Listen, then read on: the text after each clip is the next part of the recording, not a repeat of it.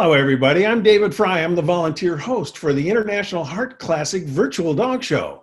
I'm bringing more guests to you every day. I want you to talk about what we're doing. I want you to hear how much fun it's going to be for all of us. What better place for us to guests for us to have today than a great family who's been involved in the sport for a lot of years, Dave and Pam Peak and their daughter Maggie. Hi, you guys. How are you doing? Hi, David.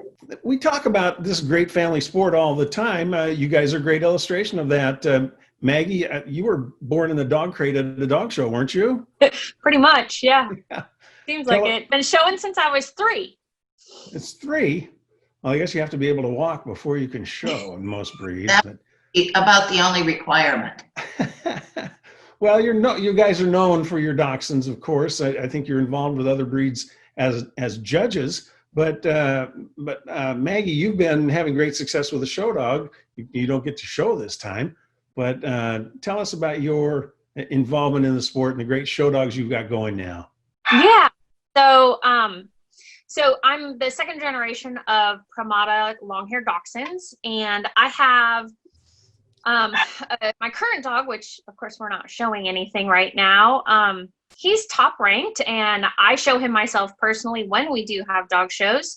And in fact, we got to participate at an event, the last event that we attended in Beverly Hills. But he's almost 8 generations of my breeding, and so I'm really excited to be able to judge the long hairs for the virtual show, because I'm not a licensed judge, but I do sweepstakes and junior showmanship, and to be able to see, what everyone else is producing and providing to this breed is very exciting. So I look forward to see all the entries that come up under me.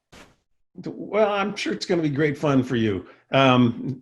Dave and Pam, what do you think? You guys judge a lot of different breeds. You're part of our 133 judge panel. What do we have you doing? I'm doing some of the lesser known hounds, foxhounds, harriers, those types of breeds. And I find it really interesting, the excellent quality we see in those lesser known, but still big numbers, just not big numbers being shown. And I'm one of those people that they understand will use those unusual breeds or less common breeds. So it's kind of fun for me to do that. Well, I think we've tried to do that with our judging panel, get people involved that have some sort of a name within each of the breeds they're doing. And you're limited. We don't give you very many breeds, 133 judges. You can't have too many. No, I'm doing 2 or 3 breeds. I can't remember exactly, but I will read their standards before I try to judge them. Although I've been doing it for about 7 years now, but I always try to review those, let's put it that way. Annie Clark once told me that she reads standards every night before she goes to bed, before the night before a dog show. So she's on the top to do it. Great mentor for all of us. Dave Peak, the last time I saw you was at the Beverly Hills Dog Show. You actually were in our presentation helping educate Mary Carrillo about breed judging, and you were on in the Siberian ring, and you both, thank God, picked what ended up being the best in show dog, Nick, the Siberian. It was a blast. I thoroughly enjoyed visiting with Mary. She is a typical person who likes dogs and likes dog shows, but thought there was some great mystique about what's involved. And I was convinced that being an athlete herself, that she would be able to evaluate a breed where athleticism was extremely important. And I told her, I said, I think you will find the best dog in the ring. And she doubted. Well, she did. She did. Well, there someone's agreeing with you. That's but great. I think one of the things at this virtual dog show, it's the charity aspect of it is fantastic. And I think so many in the dog community really want to give back. And this is my way to do it, is participating as a judge and not an exhibitor. But being able to have this opportunity is fantastic. The dog shows are very slowly coming back, and there have been some very successful virtual dog shows, but with this pandemic, who knows when it's going to end. I hope we can continue with this kind of novel concept and continue to contribute to the dog community, but also just the overall. I think the Heart Association's willingness to be involved and give us a venue is fantastic.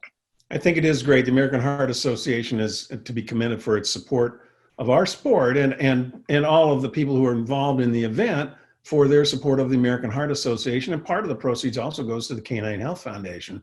So we're in it both ways. Let's talk very quickly, because you have one of those breeds that's a great demonstration of it. Let's educate the dog show public on what a variety is. Tell me what varieties are all about. Who wants to take this one?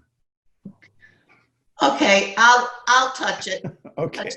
I have judged the breed internationally, and it depends on whether you're FCI, where they have 9 dachshunds, or internationally in England, Sweden, some of the other, Australia, where the miniatures and the standards are different breeds, and the different coats are also different.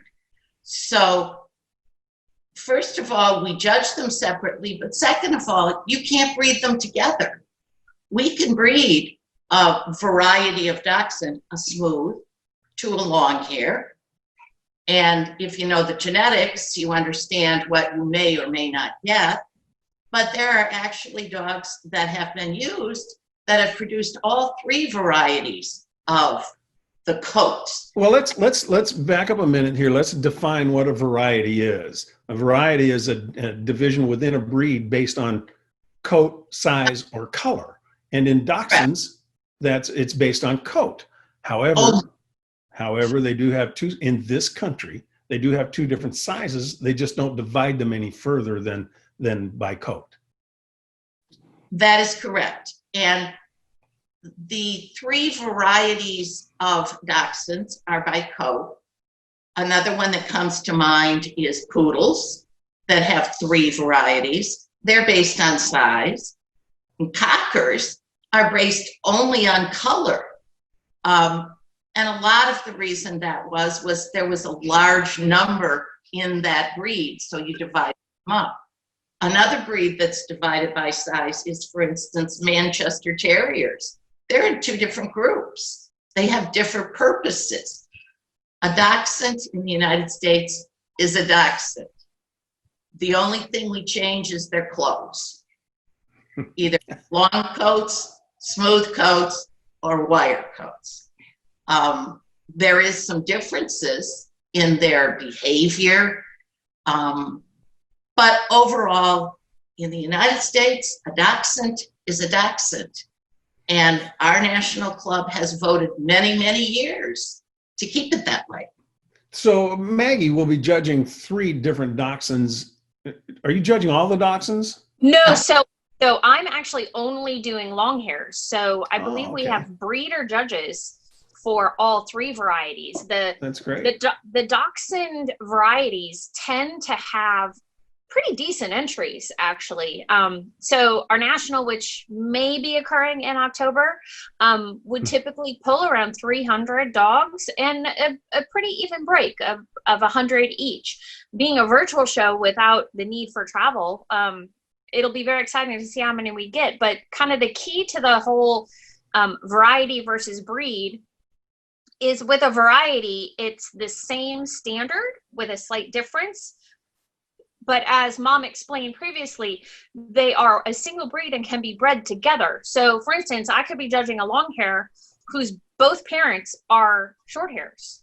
And that is something that actually can happen pretty much with any variety of dachshund, where you could have, a smooth that comes from 2 wire hairs even.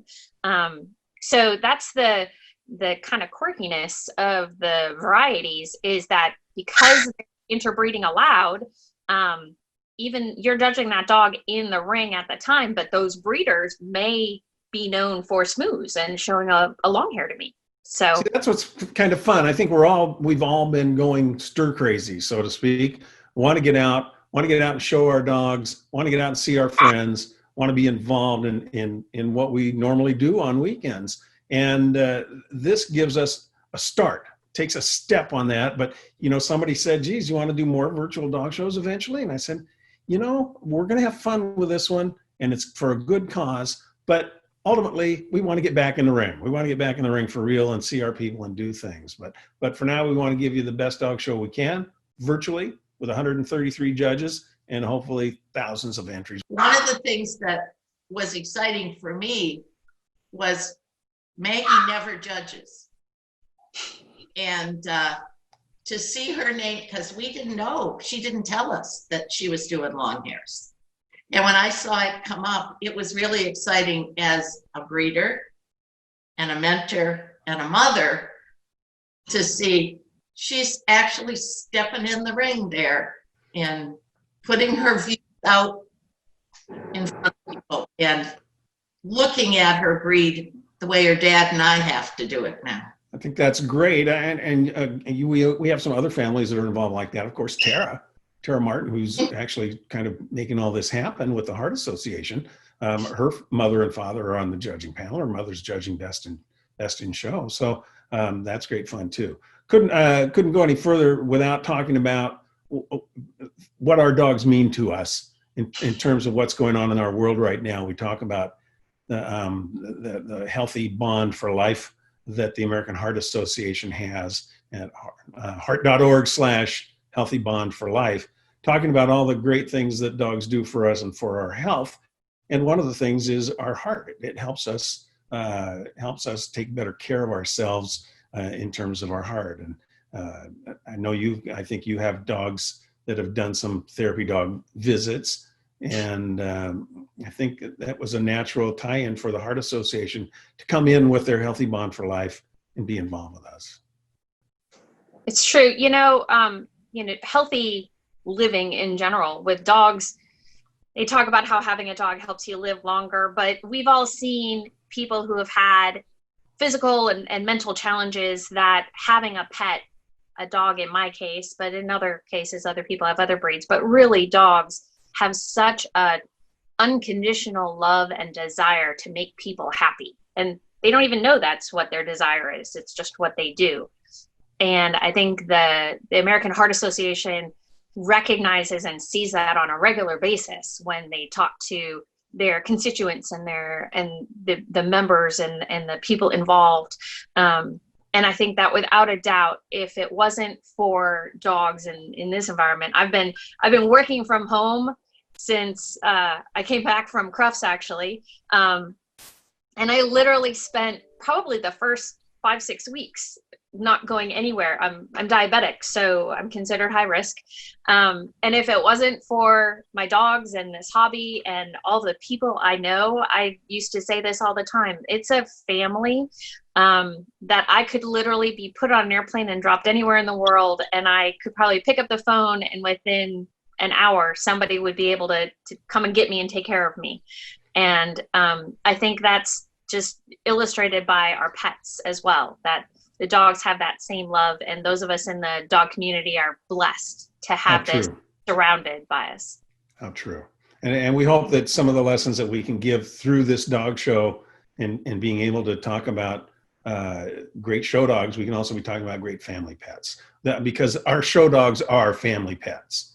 And I try to tell everybody that these are real dogs and we are real people involved in a great family sport. And what a better illustration than to have the Peat family fully involved in our event as well as in the sport for years. Thank you. And we are really appreciative of the American Heart Association in their helping with this. And the work that the Canine Health Foundation does is unbelievably important to those of us who have dogs and to those of us who have family members. And I think that it's important that we recognize those people that are helping us.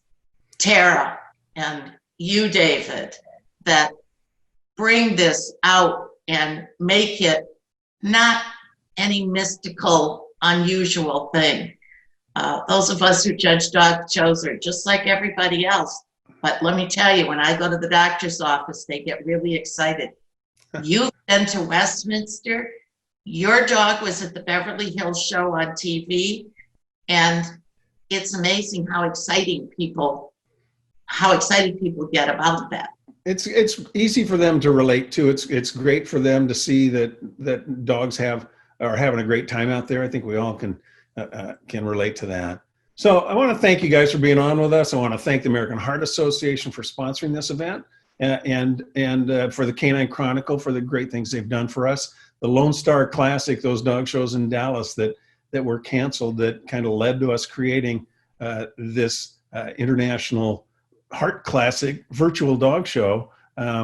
We hope that people will watch the show and have a great time watching you guys in action and watching the dogs do their thing. And we'll see if we have to do more of them. We'll do more of them, and we'll do them better each time out. But for now, we're working towards getting back in the ring together. For now, this brings us together with our friends. So thank you very much for being on the show, and we'll look forward to seeing you down the road. Thanks, David. Great to see you. Thank you all. I love your picture. Thank you. Thanks, David. You're welcome, Maggie. Good to see you guys, all of you. Stay healthy. Stay well.